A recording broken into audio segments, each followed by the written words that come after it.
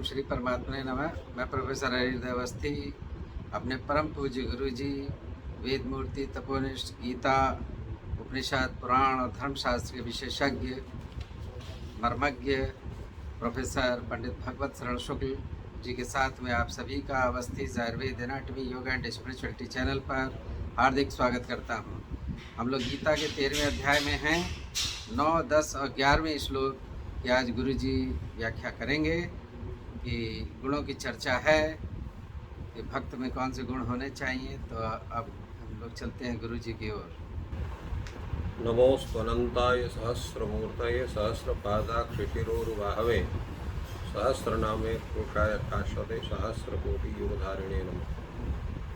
कृष्णाय वासुदेवाय हरे परमात्मने प्रणतक्लेशनाशाय गोविंदाय नमो नमः।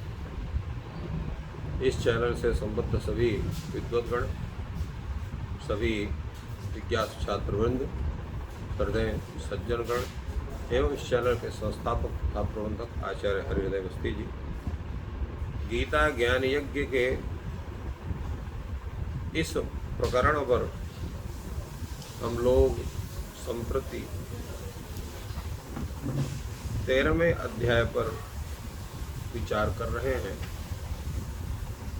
और इसमें भी आज हम लोगों का जो विचार होगा वो इस अध्याय के 9वें, 10वें और 11वें पद्य पर हम लोग विचार करेंगे।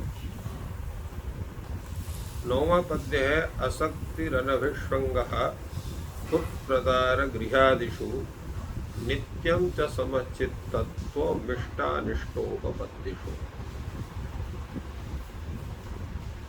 तात्पर्य क्या है कि मन की शांति और पूर्ण सात्विकता का संरक्षण कैसे हो, ये विचार परंपरा चल रही है। भगवान की भक्ति हमें प्राप्त हो, उसके लिए हमें क्या करना चाहिए, किस अवस्था में रहना चाहिए, कौन सा हमारा मानसिक स्वरूप होना चाहिए, शारीरिक स्वरूप क्या होना चाहिए, इसकी बड़ी चर्चा है। भगवान कहते हैं पुत्रदार गृहादिषु तत्र असक्ति ही अनभिष्वंगा। तो पुत्र, स्त्री और घर, गृहस्थ के यही मुख्य उसके बंधन के कारण होते हैं। व्यक्ति पहले स्त्री से बंधन को प्राप्त करता है, अनंतर पुत्र से बंधन को प्राप्त करता है, और फिर जो उसका घर है, इतना मेहनत करके उसने घर बनाया, इतना मेहनत करके सबका पालन पोषण किया, उनका छोड़ना बड़ा मुश्किल होता है। हर व्यक्ति का उसमें आसक्ति होती है। तो भगवान कहते हैं कि अगर उनमें आसक्ति हो जाएगी तो भगवान में इसने आपका नहीं बनेगा। तो क्या करना चाहिए? इनको सबको छोड़ देना चाहिए क्या? अकेले आप भजन करो, अकेले जंगल में रहो या कहीं रहो? तो भगवान कहते हैं छोड़ना नहीं है। क्या करना है? आसक्ति ही अनभसंग है।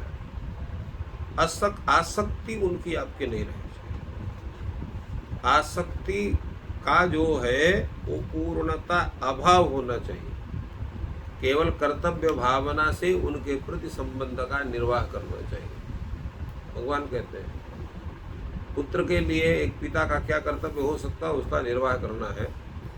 पत्नी के प्रति एक पति का क्या उसका कर्तव्य हो सकता है, उसका निर्वाह करना है। और गृह के संरक्षण के लिए जो कर्तव्य है उसका निर्वाह करना है। तो आसक्ति का मतलब क्या होता है?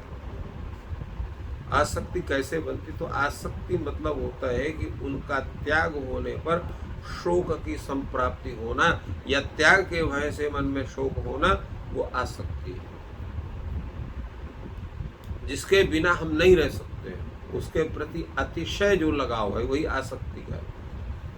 इसमें एक कथानक है कि एक बहुत वीतराग महात्मा थे, कुछ भी नहीं छूते थे, कुछ किसी से मांगते नहीं थे, जो मिल गया, जो कोई जबरदस्ती दे गया तो उससे अपना जीवन निर्वाह करते, नहीं तो भूखे रह जाते। एक बहुत बड़ा धनाढ्य व्यक्ति आया। उसने महाराज जी से प्रार्थना की, महाराज आप चलो कुछ दिन हमारे यहाँ पधारो।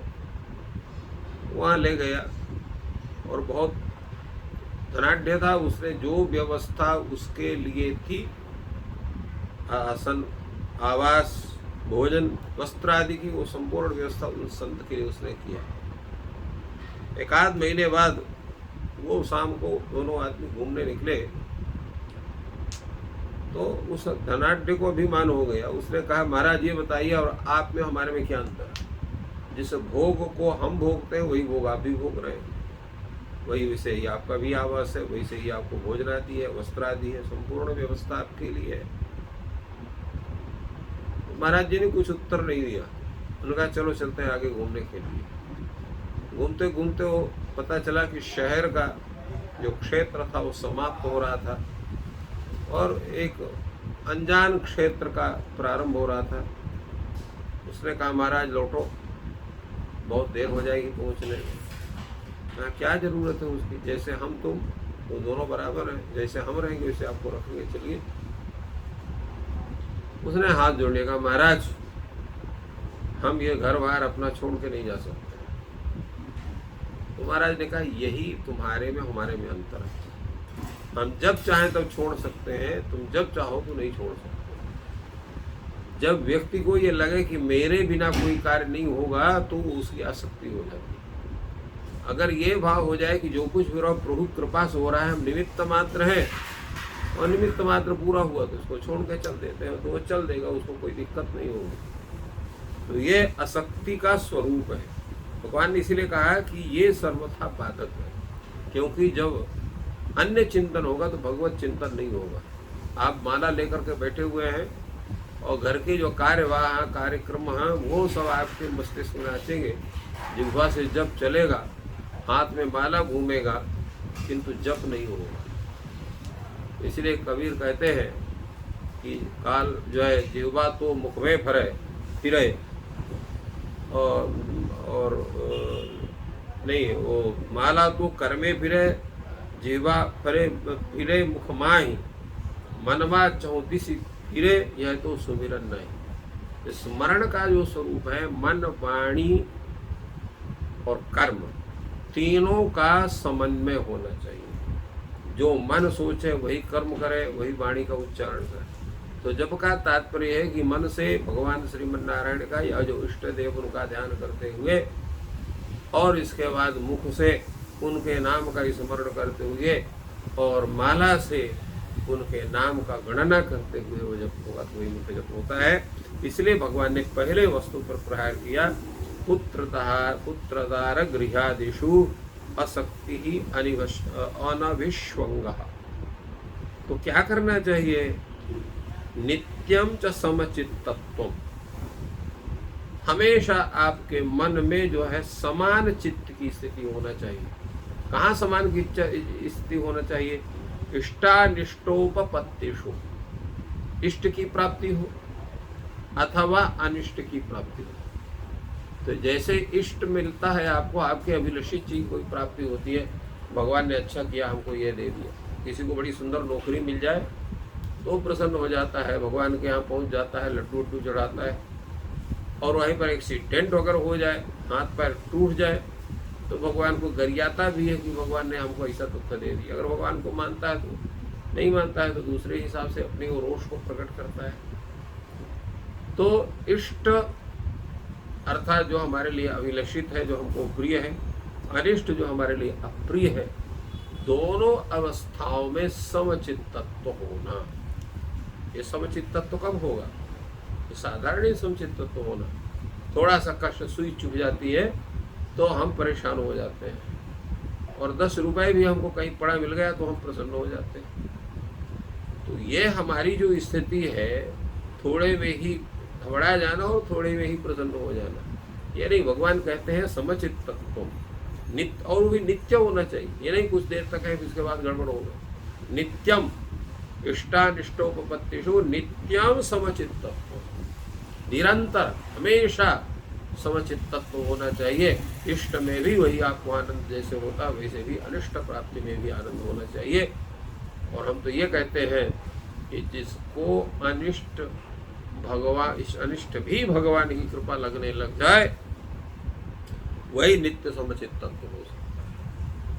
और जब तक व्यक्ति की स्थिति है कि इष्ट प्राप्ति पर उसको आनंद है, अनिष्ट प्राप्ति पर दुख है, वो समुचितता वो नहीं है, तो फिर भगवान के प्राप्ति का मार्ग प्रशस्त नहीं हो सकता है।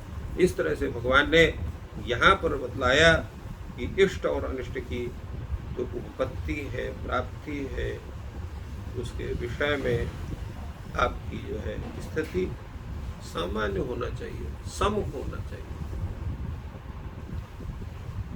तो इस तरह से भगवान ने इन विषयों का सम्यक विचार किया। द्वितीय श्लोक है, मयि चानन्य योगेन भक्तिरव्यविचारिणी वियुक्त देश सेवित्वं मरतिरजर संसदि। भगवान कहते हैं कि मयि अनन्य योगेन अव्यभिचारिणी भक्ति ही अस्ति। अनन्य योगेन, अनन्य योग का मतलब क्या होता है? मेरे अतिरिक्त और किसी का भी स्मरण आपके द्वारा न होना, ये अनन्य है। अनन्य योग वो भक्ति योग हो गया। अनन्य योग क्या है? अनन्य योग के विषय में भी जानकारी होना चाहिए। तो अन्य योग का मतलब कि अन्य से संबंध होना। योगः संबंधा, अन्य ही सह योगः अन्य योगः, अनन्यो न अन्य योगः अनन्य योग। केवल परमात्म विषयक रति के अतिरिक्त कहीं भी रति नहीं होना, स्नेह नहीं होना, यह अनन्य योग का तात्पर्य है। और हम क्या है, हमारी स्थिति क्या है कि जो भी हमारा हित चिंतन करता, हमसे संबद्ध है, उसके प्रति भी हमारा राग हो जाता है। तो ये स्थिति यही होनी है कि हमारे स्वामी शरण ग्रहण योग्य, परम गति, परमाश्रय, माता पिता भाई बंधु, परम हितकारी, परम आत्मीय जो कुछ भी है वो श्रीमन नारायण ही है, उनके अतिरिक्त कोई दूसरा नहीं है। इस प्रकार का परमात्मा विषयक रति होना, परमात्मा अतिरिक्त जो रति है उसका अभाव होना, यह है अनन्य योग।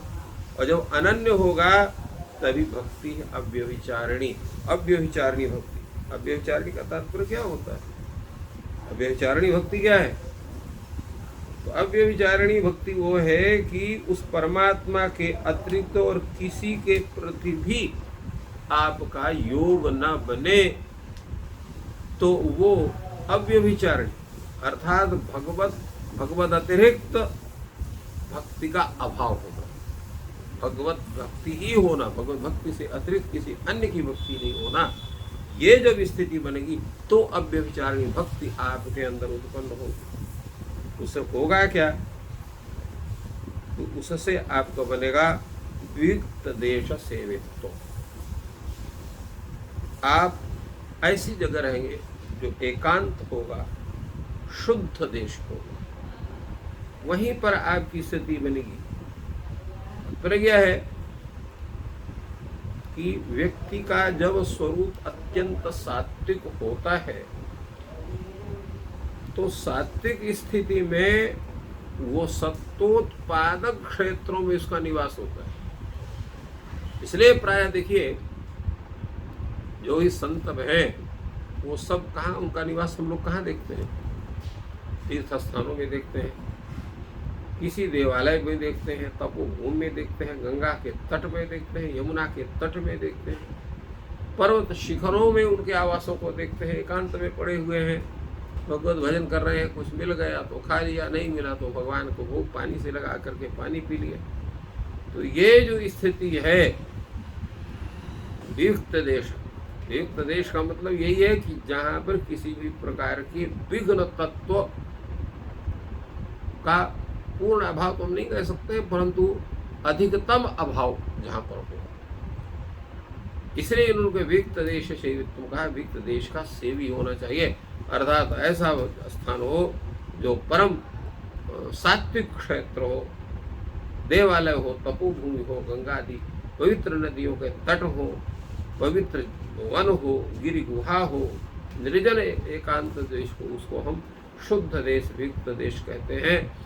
और उस देश में साधना करने पर बहुत शीघ्र आपकी साधना पूरी होती है, भगवत दर्शन होते हैं। तो ये है वियुक्त देश सेवित्व। दूसरा क्या है? अरति जन संसदी, जन समुदाय में आपकी रति नहीं होना चाहिए। लोग बैठे हुए, उनके पास आप चले गए, वार्ता होने लगी, तो वार्ता होते होते इतना समय निकल जाएगा कि आपको पता नहीं चलेगा कि कितने समय वार्ता हुई, कितने समय क्या हुआ। तो ये है, इसलिए क्या करना है कि जन संसदी में, जन समुदाय में आपका स्नेह नहीं होना चाहिए, क्योंकि स्नेह वो भी आपके साधना का बाधक है। तो साधना, जो साधक व्यक्ति है वो जन समुदाय को में वो नहीं जाता है, और अगर गया भी तो बहुत अल्प समय जा करके और अपना उद्बोधन दे करके वहां से निकल लेता है। तो ये स्थिति भगवान कहते हैं कि ये स्थिति होना चाहिए। और दूसरी बात तो कहते हैं अध्यात्मक ज्ञान नित्यत्वम तत्व ज्ञानार्थ दर्शनम एतद ज्ञान विधि प्रोक्तम ज्ञानम यदतोन्यथा। तो अध्यात्मक ज्ञान नित्यत्व, अध्यात्म ज्ञान अर्थात ब्रह्म ज्ञान में, परमात्मा ज्ञान में उसकी नित्य स्थिति होना चाहिए। अहर्निश भगवत चिंतन होना, अहर्निश ब्रह्म का चिंतन होगा, नारायण का चिंतन होना, आध्यात्मिक ज्ञान नित्यत्व, और साथ में तत्व ज्ञानार्थ दर्शन। जो तत्व ज्ञान है उसका जो तात्पर्य है, उस तात्पर्य कौन है? परमात्मा है। तो तत्व ज्ञान का जो मुख्य प्रयोजन कौन है? परमात्मा ज्ञान। तो परमात्मा ज्ञान आपको हमेशा होना चाहिए, उसका दर्शन उस परमात्मा का अपने हृदय स्थल में जो कर सकता है, ऐसा ही व्यक्ति ज्ञानी कहलाता है। एतत् ज्ञानम, ये चूंकि ज्ञान कहा गया है इसलिए वह तादृश ज्ञान जिसके अंदर है वो ज्ञानी हुआ। तो फिर अज्ञान कौन है?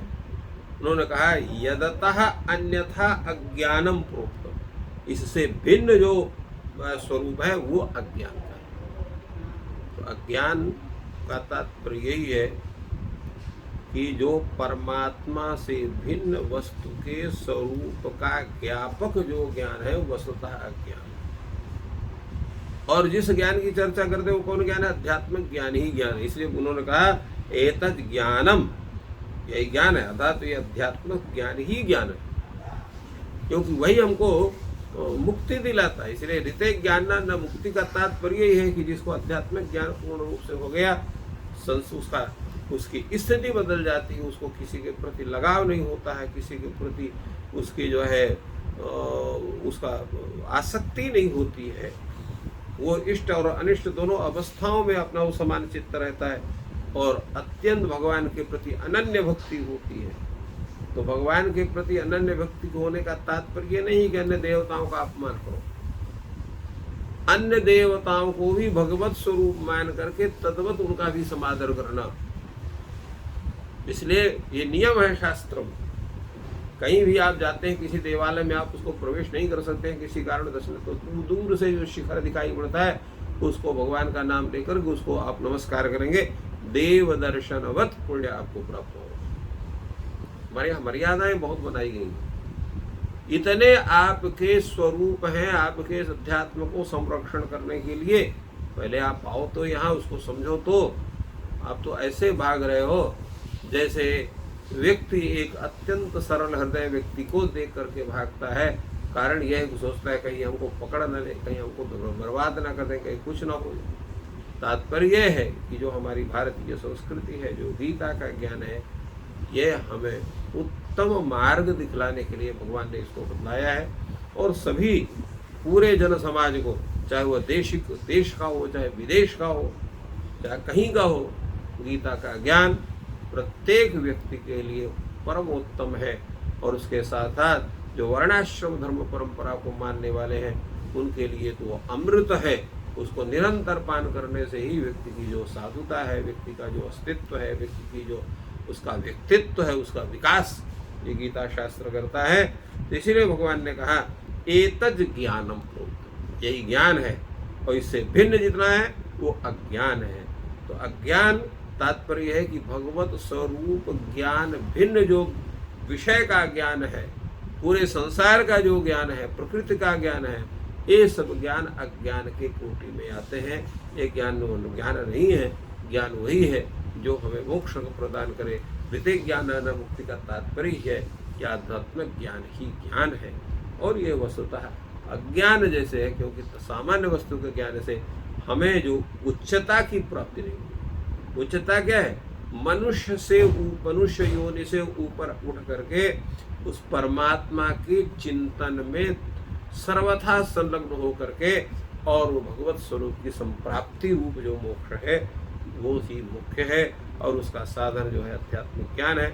हमारे जितने आचार्य, चाहे वो भगवान शंकराचार्य जी हो, भगवान रामानुजाचार्य जी हो, भगवान रामानंद जी हो, या और भी जितने हमारे आचार्य हैं, सभी भगवत वाच्य हैं।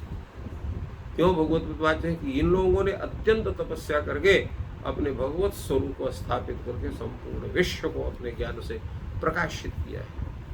इसलिए सभी के प्रति अत्यंत समादर भाव होना चाहिए। आचार्यों के प्रति आचार्य भगवत स्वरूप होता है। इस तरह से उनके भी जो ज्ञान है, उन्होंने भी सबने स्वीकार किया कि ज्ञान पूर्वक भक्ति होना चाहिए। केवल एक रामानुजाचार्य ने कहा कि जो ज्ञान ये नहीं है, जो उसने शास्त्र का अध्ययन नहीं किया है, तो उसको ज्ञान नहीं होगा, ज्ञान नहीं होगा, उसकी सदगति कैसे होगी? उसको उन्होंने कहा प्रपत्ति से हो। प्रपत्ति शरणागति, शरणागत होना पूर्ण रूप से, सर्वतोभावेन भगवत समर्पण बुद्धि होना। इसलिए भगवान ने गीता में अंत में कहा है, जिसकी चर्चा हम लोग इस अध्याय में करेंगे, सर्वधर्मान परित्यज्य मामेकं शरणं व्रज। तो ये भगवत स्वरूप के प्राप्ति का जो मुक्ति है, मोक्ष है, भक्ति है, प्रपत्ति है। तो मोक्ष जो किससे होता है? भक्ति के द्वारा होता है, ज्ञान के द्वारा होता है, प्रपत्ति के द्वारा होता है। तो वो भगवान ने सबके कल्याण करने के लिए यहाँ बताया, और ये कहा कि ज्ञान की प्राप्ति के लिए आपको तद्रूप में साधना करनी पड़ेगी, तभी उस परमात्मा को आप प्राप्त कर सकते हैं। इस प्रकार गुरु जी ने बहुत ही सुंदर विश्लेषण किया। ज्ञान क्या है, अज्ञान क्या है, ज्ञानी के लक्षण क्या हैं, गुणधर्म क्या हैं, मोक्ष क्या है। बहुत ही संक्षेप में और स्पष्ट रूप से विश्लेषण किया। हम सब लाभान्वित हुए, गुरु जी के आभारी हैं, और आप ये ज्ञान प्राप्त कर रहे हैं, और ईश्वर आपकी सहायता करें और आपका दिन शुभ हो। और ये वीडियो अगर आपको अच्छे लग रहे हैं तो अपने परिजनों के साथ शेयर करें। धन्यवाद।